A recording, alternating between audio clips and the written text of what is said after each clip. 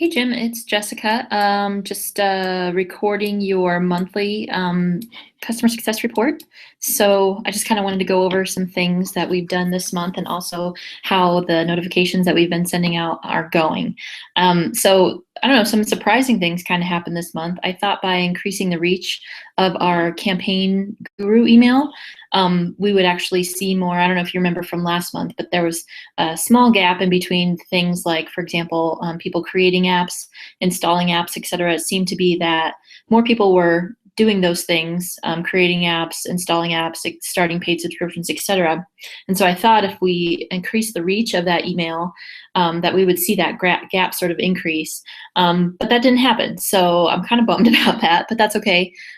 So what I did was, instead of sending this campaign ideas guru email to people who had logged in the last 8 days, as well as people who had less than 4 campaigns, we doubled those numbers. So now that it's going out to people who have logged in the last 16 days and people who have less than 8 campaigns. And now we're starting to see that the numbers aren't necessarily favoring the email versus the control group.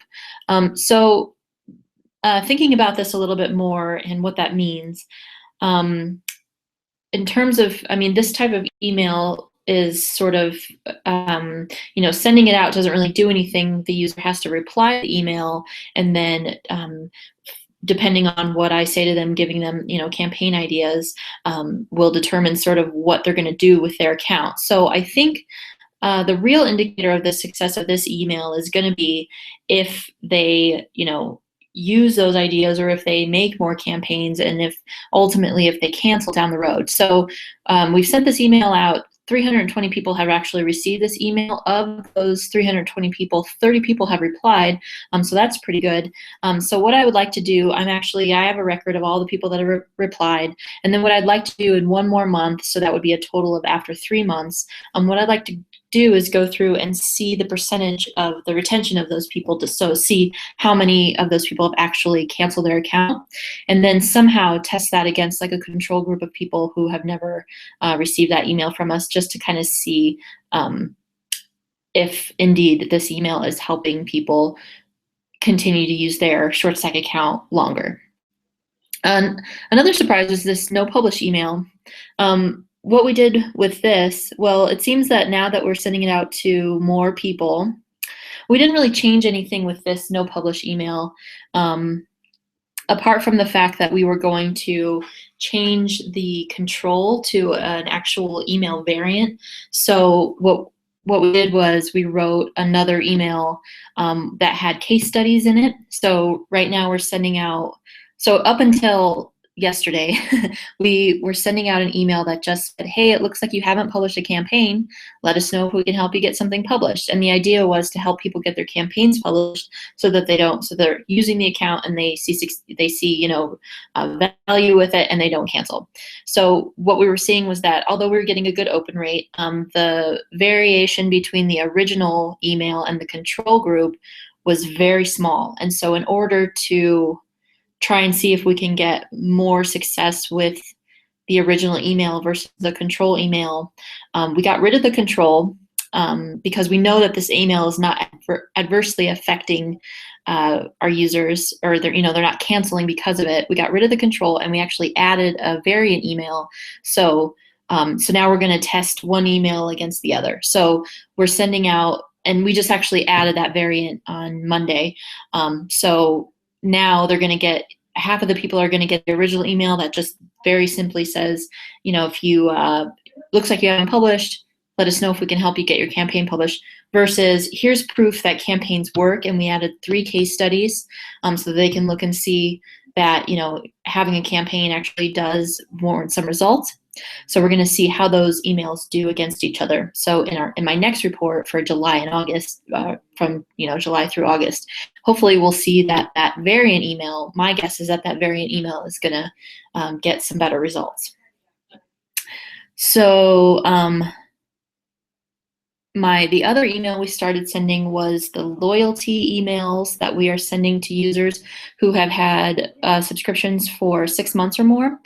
And we did not send this out against a control group because The nature of this email, really our goal is just to get people to upgrade to an annual plan, but in order for them to do that, we send out the email that says, hey, it looks like you've been with us for 6 months.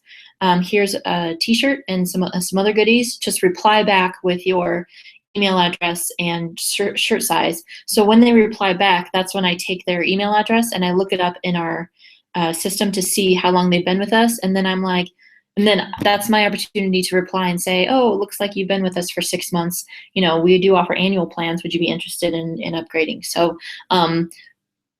we've sent out, so that email's gone out to 173 people. 37 of those people have replied, and I've got one person to upgrade to an annual plan. So these emails are pretty easy to do. I think it's great that we're sending shirts and stuff out to our users and thanking them for being a loyal customer. So I think that part of it is good. We haven't had a lot of conversions to annual plans. Talking to Adam about what he's done with trying to get people to upgrade to an annual plan, he's actually emailed the majority of our users, thousands of people. He's emailed everybody that has had a subscription with us for up to 3 months, and this was like a few months ago. So it's kind of hard to explain, but I guess, from the thousands and thousands of people that he's emailed, he says that he's had about 50 people upgrade to an annual plan. But what he was doing was giving them all kinds of additional features. For example, people that he got to upgrade to an all-you-can-eat plan, he was giving them like 4 free months or something. People on a short stack plan, he was giving them, like 50,000 extra fans for their fan allowance, etc. So I'm not sure. Although it seems that I'm not sure if the ratios that he really had much more success with that. We would have to really look at the ratios, but I'm not sure. That's something we can talk about at maybe a future meeting, is if we want to offer extra incentives to people with annual plans, but then maybe we're throwing the baby out with the bathwater in that we're giving away too much. We're not actually making any money off of our annual plans. So that's something to look at. Hopefully we'll get a few more conversions. We'll let it go for maybe 2 more months and see if we've had any more effectiveness with this loyalty email. So the one surprise that I had this month, which is a good surprise, is with my individual emails. So those are the emails that I, for every single person that has a paid plan, except for annual users, every other person that has a paid plan, I send them that individual email that just says, hey, look, your campaigns look good, or whatever, how's it going? And so what I was able to do, I wasn't sure, since I just email everyone individually and it wasn't through Mixpanel, I wasn't sure if we would be able to test that against a control group. But what I did was I just stopped emailing people for a month, for 30 days. And I took those people and looked up their accounts and versus the people that I have been emailing. So I gave each group, I gave 2 months, and I looked up the people that I did not email had a retention rate of about 50%. So it means half and half canceled, half stayed on after 2 months. The people that I did email had a retention rate of 73%. So I think this is a really successful email. And so I'm really glad that I looked into that and stopped emailing people for a month to create that control group. So that's what we currently have in play.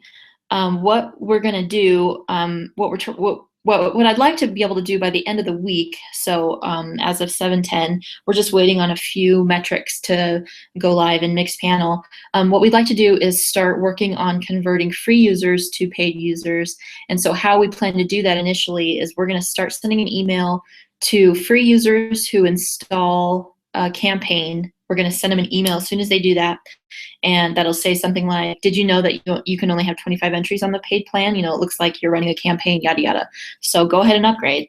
And then if they hit that 25 entries, but they still haven't upgraded, then they'll get another email saying, oh my gosh, it looks like your emails are not being collected in a database, upgrade now, and those entries will be restored. And Amy actually went and talked to Doug, and they're gonna change the platform so that when somebody upgrades, their database automatically restores those entries, because right now the agents have to actually manually do it if somebody writes in. So they're gonna change that so it's automatic, which is great. Um, that is everything for this month, my customer success report. So as always, go ahead and let me know if you have any questions or ideas or, whatever. So, all right, talk to you later, Gita. Bye.